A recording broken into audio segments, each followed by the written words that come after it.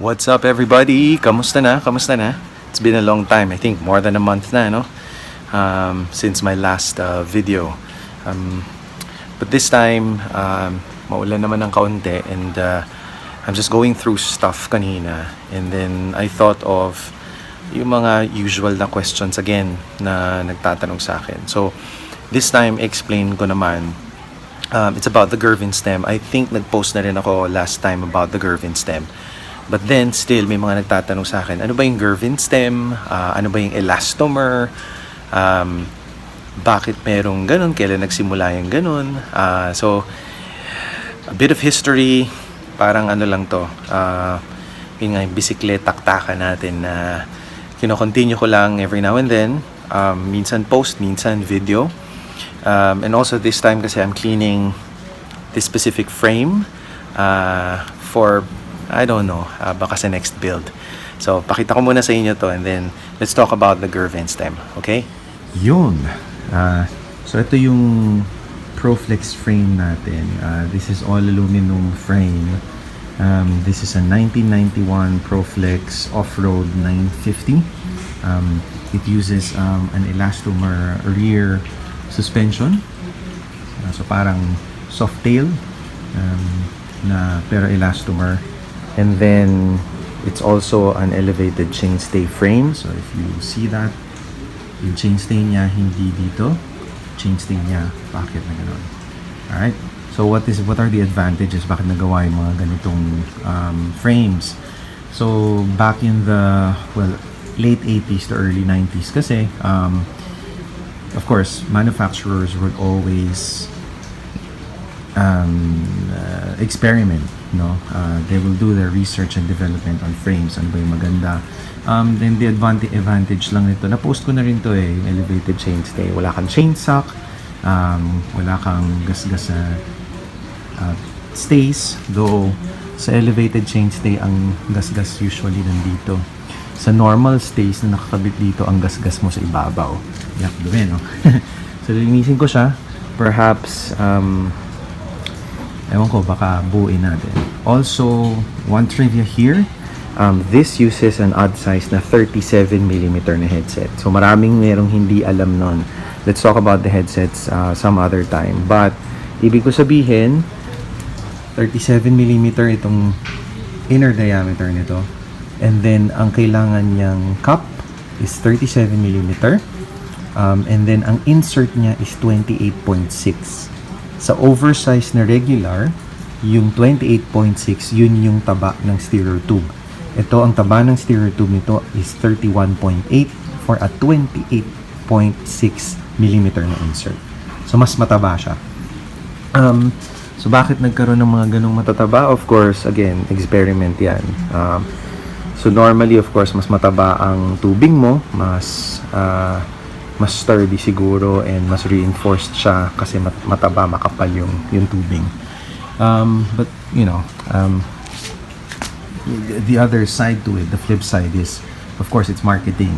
So if you have a frame na ganito, sa kanila ka lang kukuha ng frames. Yan, so linisin ko siya. I'm thinking of, nung una kasi yung iniisip ko dito, I'll have it repainted, but this is the original color and I thought of, well, keep it. So yan. Alright, so dun muna tayo sa suspension stems. Wait lang. Alright. So explain ko sa inyo, no? So late 80s, of course, lahat tayo naka-rigid fork, and then rigid stems. But then, of course, when you're doing downhill kasi, of course, matagtag. Masakit sa shoulders, masakit sa elbows. And then manufacturers were thinking, what can we do to lessen yung impact sa katawan? Especially when you're going downhill, no? Yun yung pinaka, of course, yun yung pinaka rugged, no? So, 1980s, late 80s, 87 I think. Bob Gervin is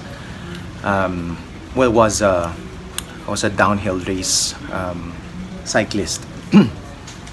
Of course, like any other cyclist, 'di ba, normally naman when they eventually they'll develop something, they'll they'll partner with a bike manufacturer like, I don't know, Specialized, Cannondales, and they'll race for those teams. But Bob Gervin created his own branding. So the first suspension stem that you can call is this. So this is a Gervin Flex stem. So the Gervin Flex stem works is, ito yung pinaka shock absorber niya. This is an elastomer. It's a rubber, elastomer rubber. It's not purely rubber because matigas ang rubber. So it's elastomer. It's called elastomer because mas malambot siya sa regular rubber po.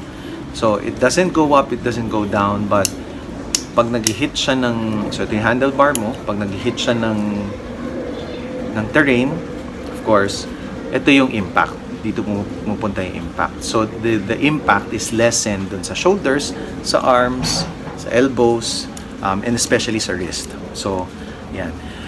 If you're using rigid for a long time and mag-Gervin stem ka, mararamdaman mo yung difference kasi softened yung blow sa katawan. Now, of course, when this was released, I think 1987, of course, other manufacturers developed their own. So this is a branded one, Gervin. So, and then other manufacturers, yun na yung follow suit, diba? Bandwagon naman yan eh. Until some other manufacturers came up with, having a spring here. I have one, the soft ride, but hindi ko pa nalalabas kasi nasa tabihan siya na malayo. And then there are others na parang air valve. Yan. So other suspension stems, like this one, it's a Trans-X. Yan. Ito naman, it uses, I think spring din to, coil spring din siya sa loob. But it looks like na parang air valve siya, di ba? And then there are others na talagang makikita mo yung spring, like the soft ride suspension. Ito yung itsura niya, parang nasa bike ko dati, na tinanggal ko lang. So yan. So yan. But then again, as you can see, mahaba talaga yung extensions. Kasi during that time, regular yung 135mm extensions na mahaba, aggressive, pang downhill. And then of course, before nagkaroon ng suspension forks, yung mga naka-coil spring, naka-air valve ngayon, before nagkaroon ng ganyan, of course, diba, during the 1960s naman, 70s, you have the Springer forks para dun sa mga cruiser bikes. Parang ganun yung naisip nila for mountain bikes. But, syempre, hindi pa ganun ka-developed eh. So, they were starting to build kung ano yung pupwede sa mga bikes, no? Then, Bob Gervin started this specific suspension fork. Iyan! Okay. So this suspension fork is called the crosslink. So baliktad yan. Ito pa ganun siya. Yan, ganyan. Ito yung gulong. Ito yung harap. And it's a crosslink. So Springer fork siya. This is a Vector 2. The Vector 1 uses an elastomer suspension din. So if you're riding the Proflex, so the Proflex was released 1991, I think started 90. Other Proflex bikes had the Vector 1. But I prefer the Vector 2 because spring na siya and you can adjust it. Sa elastomer kasi, may specific height lang siya, tapos yun na yun. And then, pag nalusaw yung elastomer, palit ka na. At least ito medyo matagal-tagal. And this is made of aluminum, very lightweight. But the design was ahead of its time, really. So this is called the crosslink, and this is the Vector fork. This started everything in terms of suspension stems. So from here, na-develop na yung mga suspension stems na V-brakes na nakikita nyo ngayon. And then, of course, nagsimula yon sa suspension stem na naka-cantilever. Tulad nito, dali lang. Yan. So, katulad nito, this is cantilever for a cantilever brake na suspension stem. So yan yung bosses, ito yung stopper, and then oversized, yan. So threaded siya, normally threaded noon. But then you can also find yung mga threadless. Yan. So ito hindi pa disc ready. V-brake ang sumunod dito. So wala na to. V-brake kasi is direct pull lang naman. And then you have your disc brake ready, yung meron ng kapitan dito. So, I hope you learned something. Yun muna for now. I'll clean muna tong Proflex bike and let's see what our next build is. So, see you soon.